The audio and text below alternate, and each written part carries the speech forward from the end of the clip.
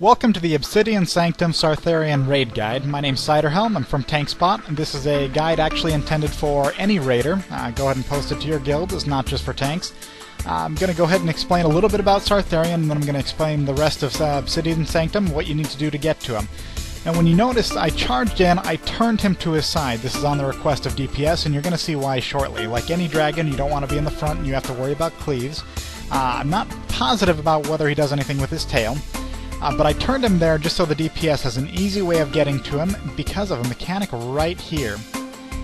Every so often, Sartharion's going to summon lava walls. You have to get in the gaps between these lava walls and make sure that you don't get hit by them. Now you'll notice some of the people in this raid did get hit by it. That's obviously not ideal, and it is very, very easy to avoid. So, as you're watching this, hopefully you can see how this works. Now he'll do an emote, and like you saw on my screen, the emote is pretty obvious. So, to start turning your camera, notice I'm very twitchy on my camera here because I do like to see what's going on in the encounter. I apologize for the twitchiness. But when you see that, again, the emote right there, start turning your camera, get a good idea of where it's coming. It's going to be a little bit harder for the tank just because of the way the camera's faced, and when they're coming from the back like that, it becomes a little bit difficult to do. But that said, it's a fairly easy encounter. As far as the movement portion goes. He does summon fire elemental adds through this. That's what the off-tank in this case is going to be picking up.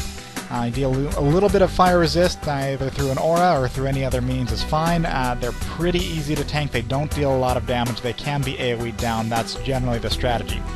Now the raiders do need to be aware of when the dragon is turning here. Obviously, just to do that. And one thing you'll notice about Sartharion is he does have a very large hitbox, like many of these large bosses do. So I am able to move. I'm very, very flexible in how I'm moving without seriously endangering his positioning and making him walk away. Now I'm actually going to touch a little bit more on the Obsidian Sanctum itself and how you get to Sartharion.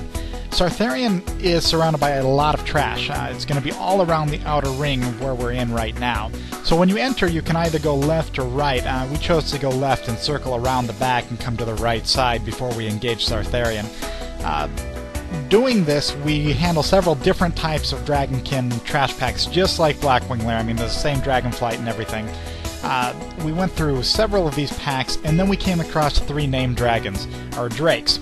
These drakes do drop emblems of heroism, they do pose a little bit of a difficulty, and they may be a stumbling block for a newer guild or just a guild without a whole lot of DPS available to them. So what happens in each of these encounters is you go up to a drake, your tank tanks them. There are some void zones that occur on the ground, so you got to step out of those. They're fairly obvious. And then occasionally a portal spawns. Now when the portal spawns, the other tank jumps into the portal as quick as possible and starts tanking the mob there. Now this is on the left and right side. The third one, which is in the back, I'll explain that in a second. You port into kind of an alternate world, and you start tanking this, and then the rest of the raid, all the DPS are going to jump in there too, and at least one healer. You got to leave one healer out though to heal the main tank on the Drake.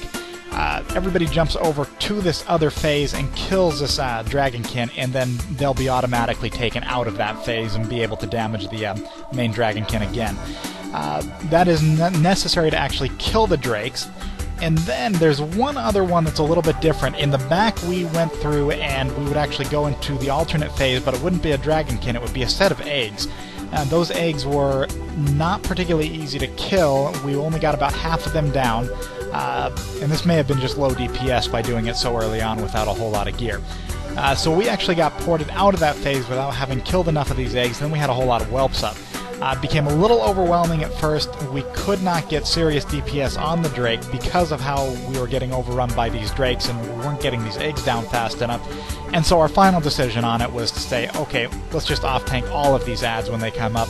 Don't worry about the eggs. As soon as you're out, just focus back on the Drake. And that worked the best. So we just had one tank handling all the adds. It wasn't a whole lot of damage, they're just whelps, and the other tank tanking the dragon itself.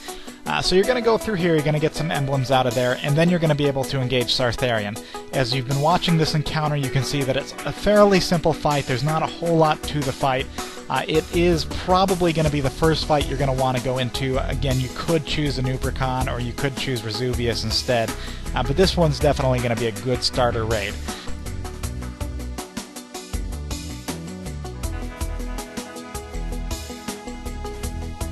As we come to the close of this, I'm going to explain there's one achievement you can get out of this encounter, and that's to avoid all of these flame walls. Fortunately, that's a personal achievement, so you're not going to be held down if the rest of your raid gets hit by it.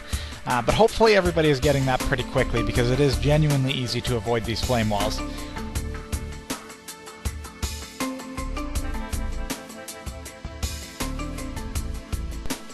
Thank you for watching this raid guide. Regardless of whether you're a tank or not, if you'd like to ask questions or if you'd like to get involved with the community, please stop by TankSpot.com, go ahead and register a forum account and ask questions. We're open to any questions, and I'm sure we'll have a lot of future movies out. Thank you.